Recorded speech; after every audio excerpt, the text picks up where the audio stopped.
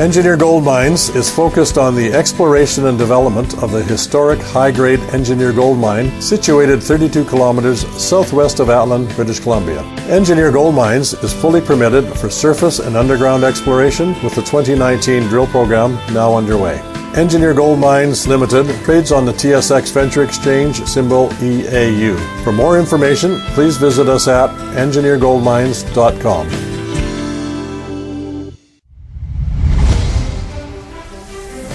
Welcome to the Goddard Report. Comments made on the Goddard Report and TalkDigitalNetwork.com are an expression of opinion only.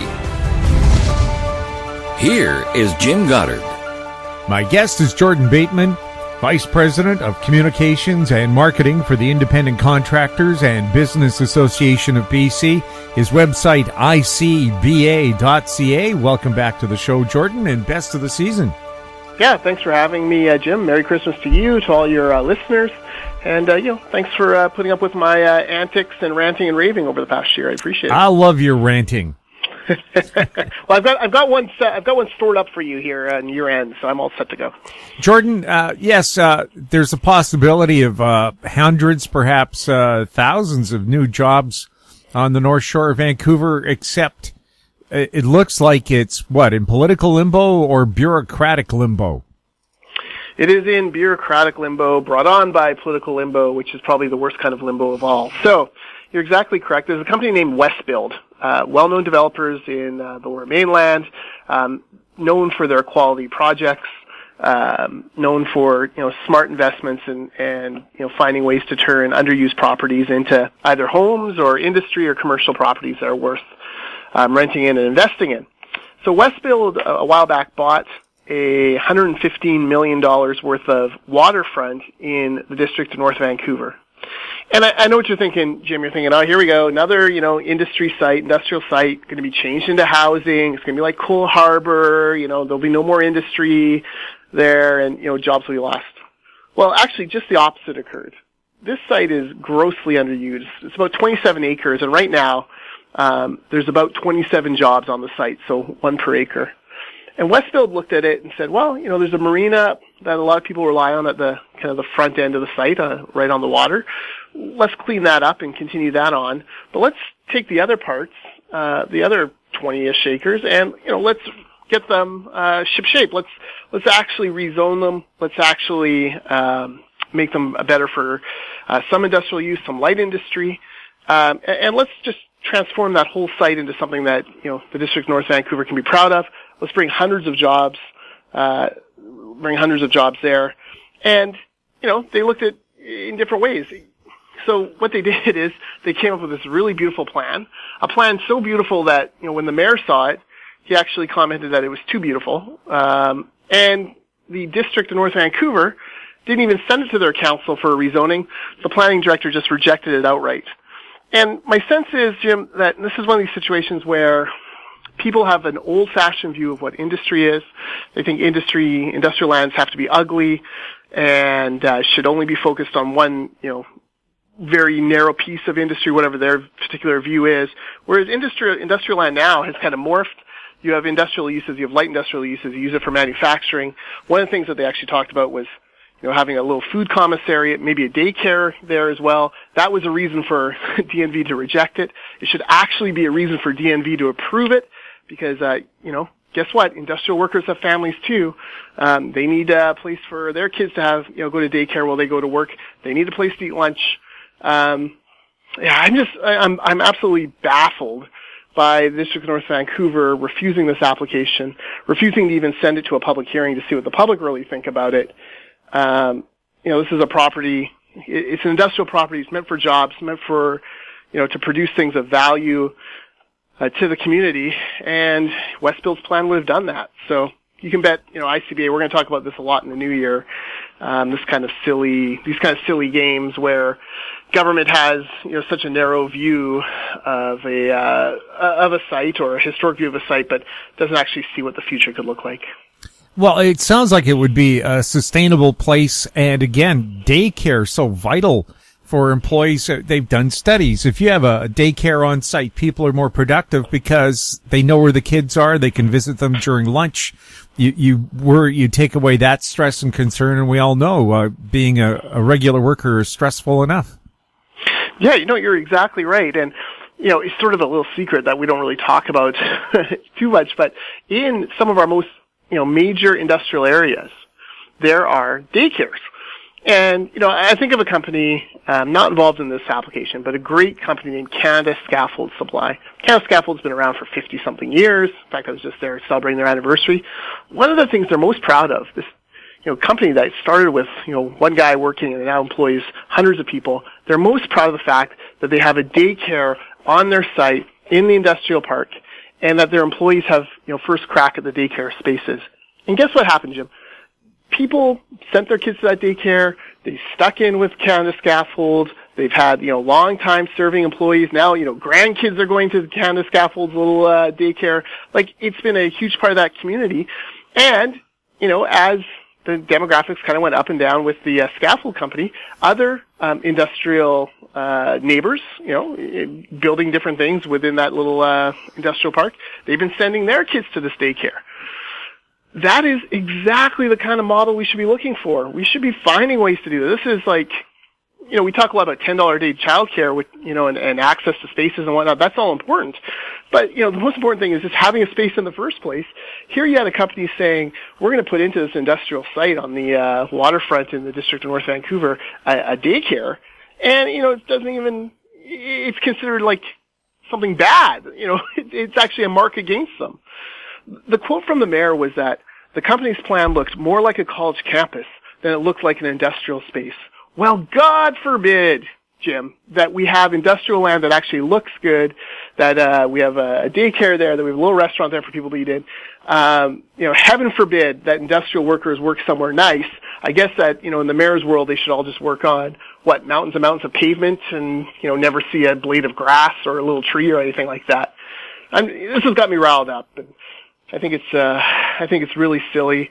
The North Vancouver Chamber of Commerce, for some reason, came out against it. He was worried, the exact term is he's worried about the Cole Harbour effect. Cole Harbour is, how many, dozens and dozens of towers, of residential towers. This was not that. This was, jobs on a site, 27 acres. No one was going to live there. This was just like an actual well thought out little parcel of land there. And, I'm just baffled that DNV would refuse it. The mayor said, too beautiful. I think in Burnaby, where they have industrial parks along the river, they look very nice, and yet Ballard Energy and other developments like that, they're working on some pretty high-tech stuff that bring a lot of value to the community. What's wrong with industry that does that? Do you really have to have coal and smoke and steam and sulfur. So on? Sulfur, yeah. Exactly. What's wrong with having a little bit better looking industrial land?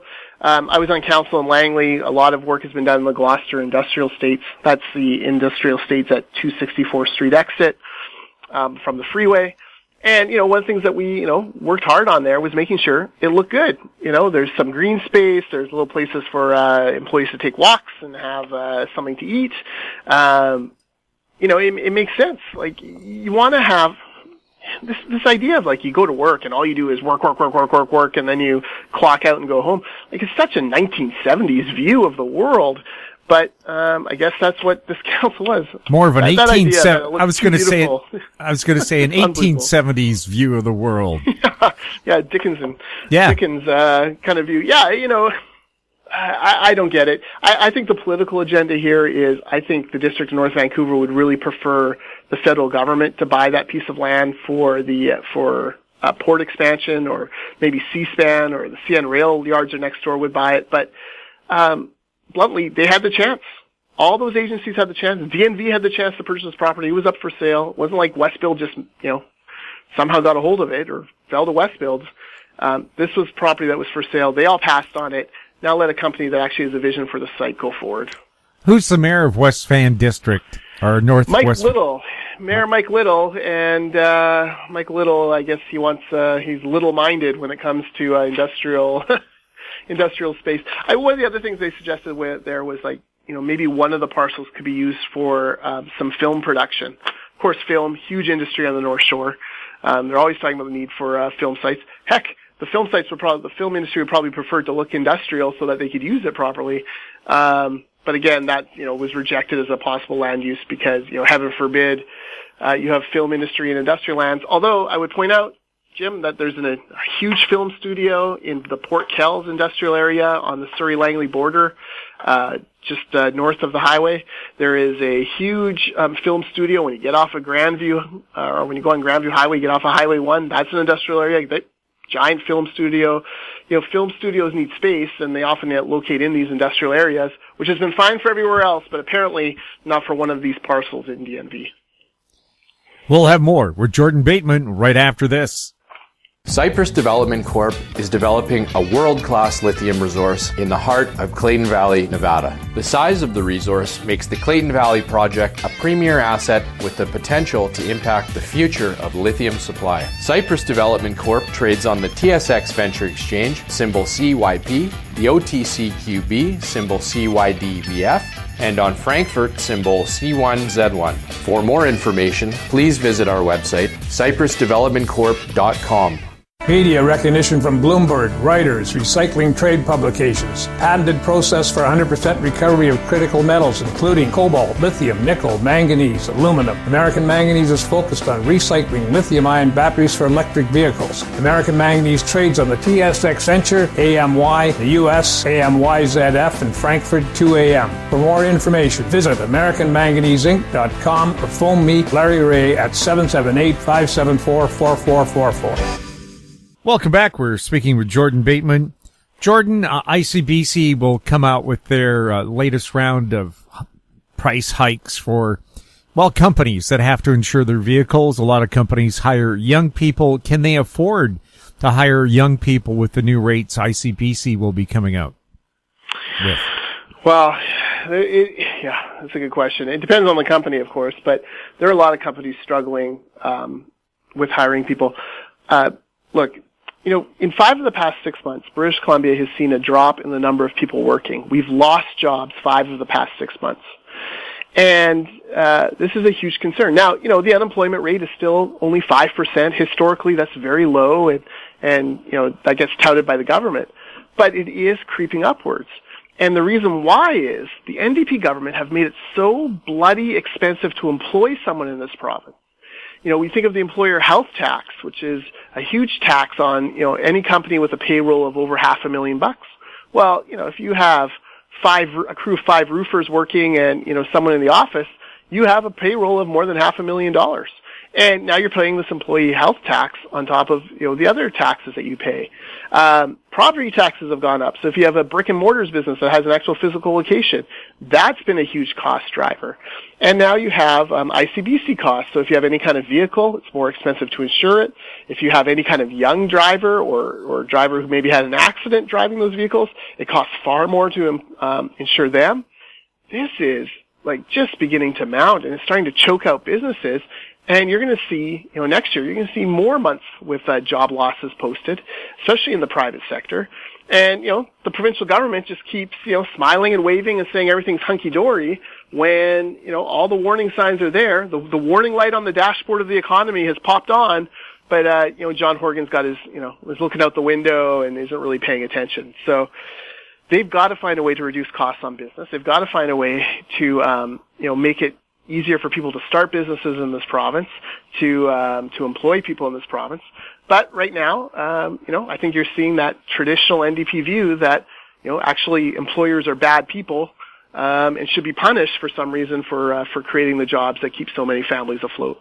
Now, I saw a CTV story, I believe, or it could have been Global, either one. Seems to me they're kind of the same. Anyway, they'd hate to hear me say that.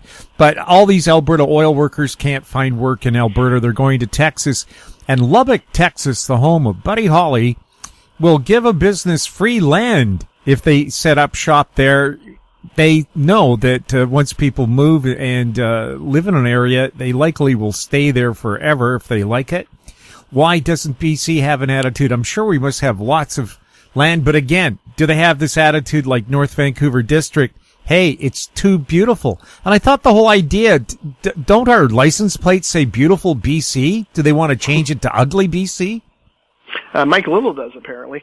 Listen, America is kicking our butts in economic competitiveness, and more businesses are looking south. You know, we talked to a member who has a huge glass company here, and, you know, he said flat out, love British Columbia, but if I was starting my business from scratch today, I would start it in Seattle. And the tax regime is better. You know, the energy costs are cheaper. Everything is better south of the border when it comes to starting a business. We are taking a knife to a gunfight when it comes to economic competitiveness on this continent. America is doing everything they can. You know, depending on the state, some more than others, but Texas certainly, Washington State's, you know, dropped different business costs.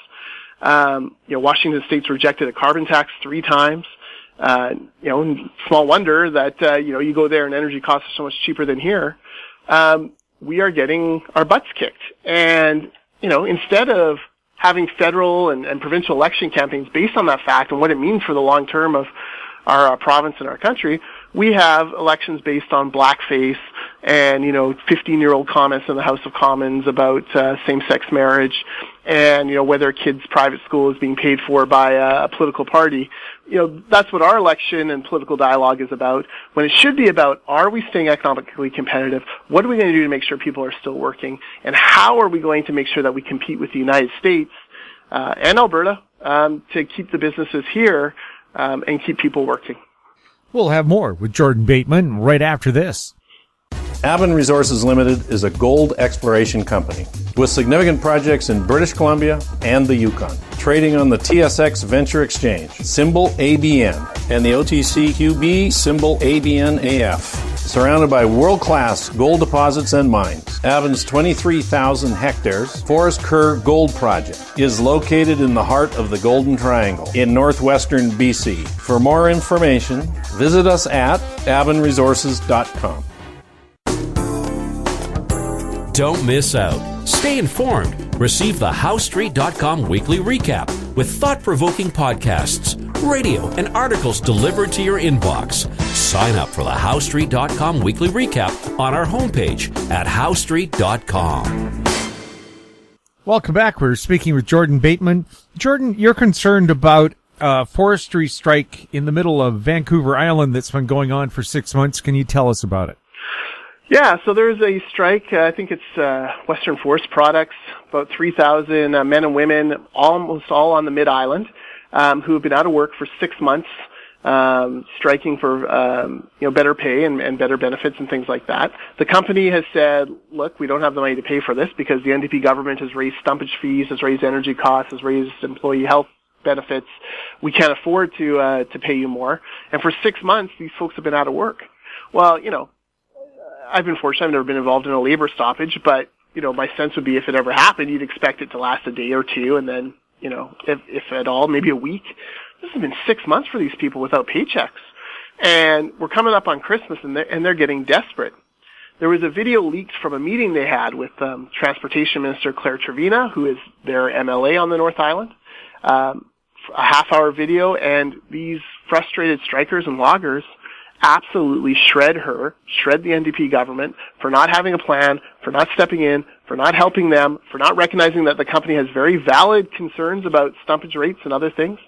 And, you know, she just kind of, you know, quietly, you know, nodded and said, well, I'll take it back to the Forest Minister, which further infuriated them because, you know, she's still in the information and fact-finding part of this thing 6 months after a strike has started. Complicating matters is the fact the union is the steelworkers, which has incredibly close ties to the NDP government. NDP has close ties to big labor as it is, but with the steelworkers, it is an pretty incestuous relationship. Lots of steelworkers are MLAs or backroom boys for the NDP. The steelworkers gave them money, gave them bodies for the last election. They are thicker than thieves, and nothing has happened. So, I feel terrible for these workers. The workers are rightfully frustrated. They went to Victoria, I think yesterday, and protested out front of a cabinet meeting. None of the NDP cabinet bothered to walk out the door and talk to them. None of them went and tried to address their concerns. They're being given the runaround, and it's really distressing. It's another knock against the forest industry that is absolutely flat on its back. And you wonder, how much longer these families can deal with it. And the troubling part was, in this meeting with Claire Trevena, look, I understand the political stories and I understand the tax stories better than most, but it was the personal stories, marriages that were ending because of the stress of having no money, people who had to, leave and move elsewhere and, take their kids out of school, and, families who had cars repossessed, and, a family even had a house repossessed. These were the stories that were just like, it's tragic. It's unbelievable that it's happening. And yet, here we are, and, Claire Trevena says, well, hang in there, I'm going to take your concerns back to the forest minister, as if that's some sort of, massive step and great thing she's doing. So, NDP government should be pretty ashamed of themselves. I'm happy to see the mainstream media have picked up on this now, and that the provincial press gallery is starting to hold John Horgan to account for this, because, that's a strike that is, severely damaged the economy of Vancouver Island. Now, is this a strike or a lockout? I believe it's a strike. I believe it is a strike. But there's been problems with the labor model for a while, and the company is saying, look, it's great that you want this extra money, but we can't afford it. The costs that are being piled on us are too high. And you tend to believe them because you look across the water to the interior and you see what's happening to the forest industry there, which has been crippled by these same cost increases to the point where, dozens of mills have shut down and, there are thousands of people out of jobs. So it is tough. It is rough. See, I've always been a big believer of you work and you negotiate. And if it takes you 3 years to get a new deal, great, because then you get a nice retroactive package. You get a bonus, but for most people, if you strike for more than 2 or 3 days, you'll never make that money back. No, these folks will never make this money back. You're absolutely right. But, they're striking for things that, for other things as well. And, they've deemed it important. And whether it's, important or not to us as outsiders, it is enough to them that they've stuck with this for 6 months. And, look, I'm positive after all this bad press this week that John Horgan has been burning up the phone lines to his buddies in the Steelworkers Union. And I'm sure the Minister of Forests has been leaning heavily on the company.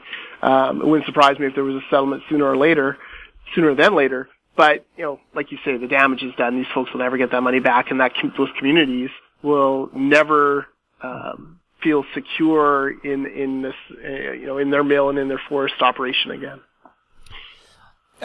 Now, on the federal political scene, we've had word now that Andrew Scheer will resign as leader of the Conservatives. What does that party have to do to get back into the Canadian mainstream? Well, look, let's settle in for a second. They received more votes from Canadians than the Liberals did. The other vote wasn't as efficient, so they didn't get as many seats as they had wanted. But, more people voted for a Conservative Party than any other of the political parties. So it's not like they're starting from, they're not drawing dead. There's a chance there. I think in order to break through in that area around Ontario, they have to have a smart, concise fiscal message that understands the realities of today's families. I'm a longtime taxpayer advocate. I don't like big government. But at the same time, I recognize the world's changed and we've got to have, as a fiscal conservative, you have to have some sort of childcare plan that, allows, that frees up people to be in the workforce when their kids are young without, essentially making it so that they work all day just to pay their childcare bill. So, you need to look at things like that. They need to have a credible climate change plan.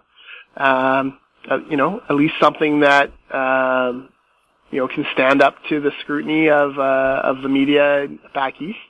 And, you have to be, I think, authentic on social issues and what you believe, but make it very clear, what is on and off the table and where your thinking has evolved over the years. It wasn't that long ago that every Canadian politician, including Jean Chrétien, American politicians like Barack Obama and Joe Biden and Hillary Clinton and Bill Clinton were opposed to things like same-sex marriage. That's obviously changed. British Columbia has changed. Canada has changed. I think it's okay for a conservative leader to come forward and say, you know what, our views have changed as well.